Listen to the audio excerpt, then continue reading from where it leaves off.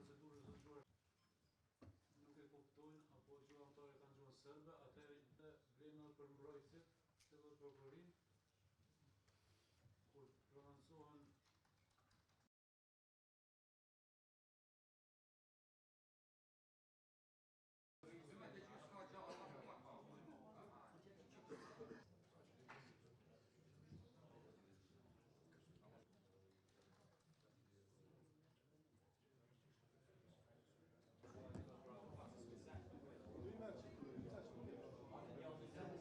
në këtë proces nuk do të flasin vetëm provat, as fjalët, por do të flasin faktët, do të flasin viktimat dhe do të dhe drejtësia, pasi që prokuria speciale qëndron këtu sot për të treguar se askush me armë në dorë, as i mbështetur nga strukturat politike dhe ushtarake dhe shtetërore, nuk është mbi ligjit. Ky është një rast që drejtësia jonë në shtetin tonë do të tregoj pjekurinë e tij për pavarësinë e kësaj drejtësie dhe vendosmërinë për ta mbrojtur paqen dhe randi kushtetues në Republikën tonë. Sepse drejtësia është ajo që jep kuptim falënderisë, dhe sot saksisht është koha që ky shqiptim gjyqësor ta tregojë të vërtetë. Ora 2 e mëngjesit të datës 24/9/2023, përveç se ishte kot me familjen Bonjaku, po ashtu ishte rënd edhe për Alban Rashitin dhe të tjerë që pësuan lëndime, por fatbalsisht ishte një madhështi për gjithë policinë e Kosovës dhe shtetin e Kosovës, kur arritën as shpejt të shpatallojnë një grup të organizuar sipas tyre mirë profesionalisht, por doli që organizimi i tyre të dështoj brenda 24 orësh.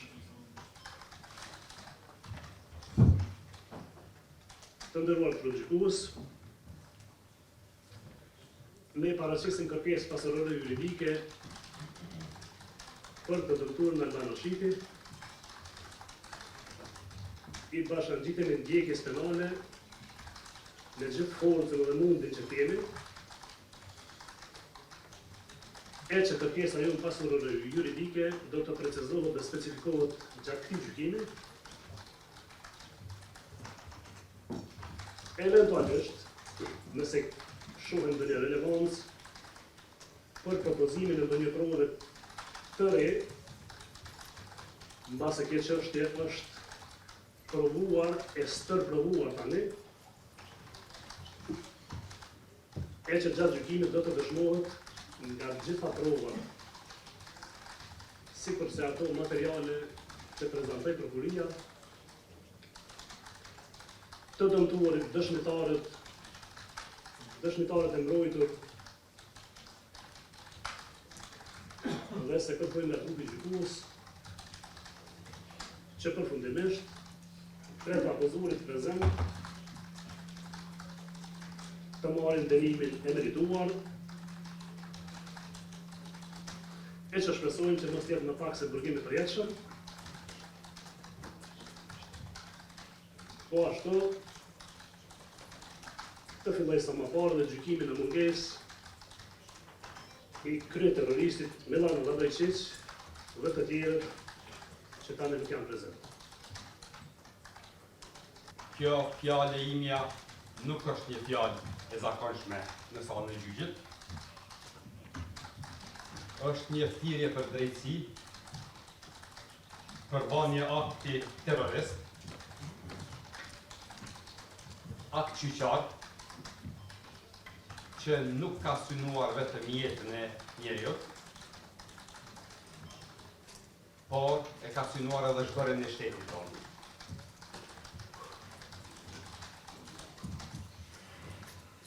Ata që qëlluan, nuk qëlluan vetëm mbi policinë tonë, por qëlluan mbi kufit tanë dhe mbi rendin tonë kushtetues. Gabuan. U përballën me heroj si Afrimi me shokët e vetë. Afrimi nuk u tërheq, nuk u dorëzua. U vra, por nuk u tyre. Sot, ai, gruaja ti, fëmijët, flasin për mesmeje. Gjykata në 2 shkalla e ka vërtetu se provat janë të ligjshme. Dhe këto pa asnjë dilemë e vërtetojnë sulmin terrorizëm. Qëllimi ishte i qartë, të ndatë veriu Kosovës dhe t'i bashkohet Serbisë. Prandaj kjo nuk është një çështje vetëm penale, është çështje shtetërore. Kushtetuta jonë nuk shkel me armë. Prandaj kërkojmë drejtësi të vendosët aty ku rreshteri Afrim e mbrojti me jetë.